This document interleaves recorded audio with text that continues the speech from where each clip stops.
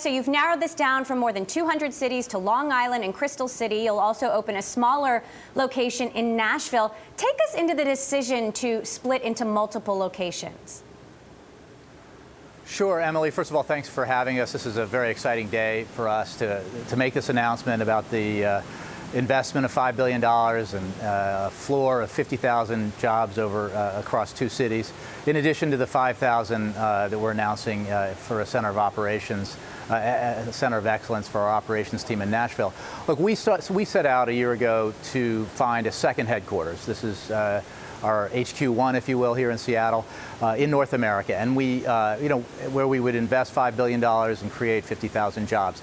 As that process progressed, we got incredible amount of information from a variety of locations across North America, across the United States, exciting proposals from different cities.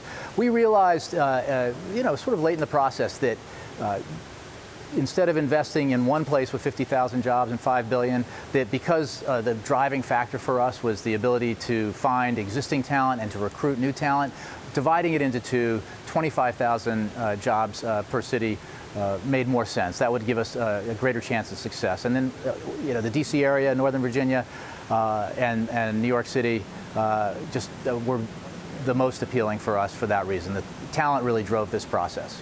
So how many employees and what divisions and senior executives might move east?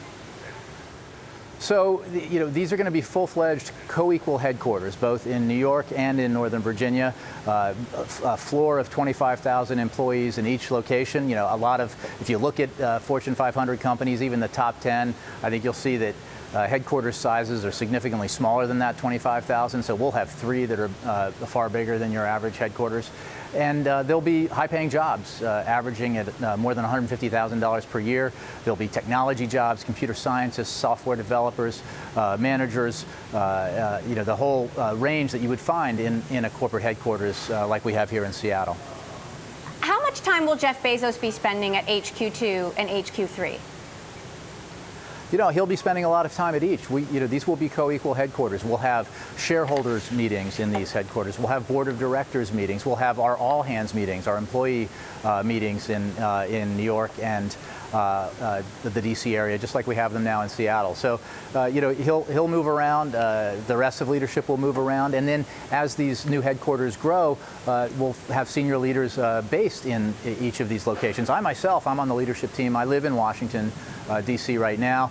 I come back and forth to Seattle. I'll be going up to New York a lot now, which I'm excited about. So, we're a Seattle-based company right now, but we long ago became more than just Seattle. We have employees in 46 states.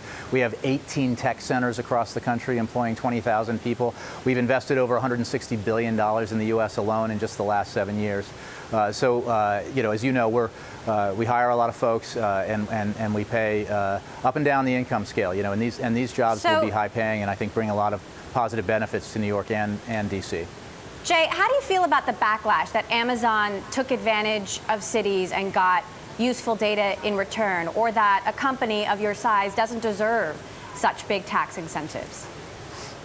Well, I'd say two things. First, on the question around data. The data we used were based on about 100 different metrics that are all publicly available about education and housing and transportation and the like. This is information that cities readily provide to any potential investor, or that you can find in surveys and other bits of research if you're looking to invest. And that process helped us make our decision, and it should help other companies as they look to invest make decisions. One of the things that we learned through this process is that there are some great places that may not have been the right place for us to create 50,000 or 25,000 jobs, but great cities across the United States and North America that are very appealing places for tech investment. We, even in this process, have announced over 6,000 jobs in cities that were competing, that were in among the 20 finalists, but weren't selected for HQ2. Cities like Vancouver in Canada, San Diego in California, and Birmingham in Alabama. So,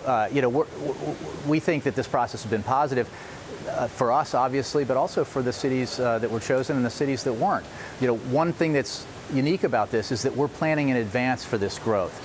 Instead of growing organically like we did in Seattle, Amazon started in a garage, and now we have more than 45,000 employees here. We are working ahead of time with New York, with Virginia, to make sure that this growth has a positive effect on those communities.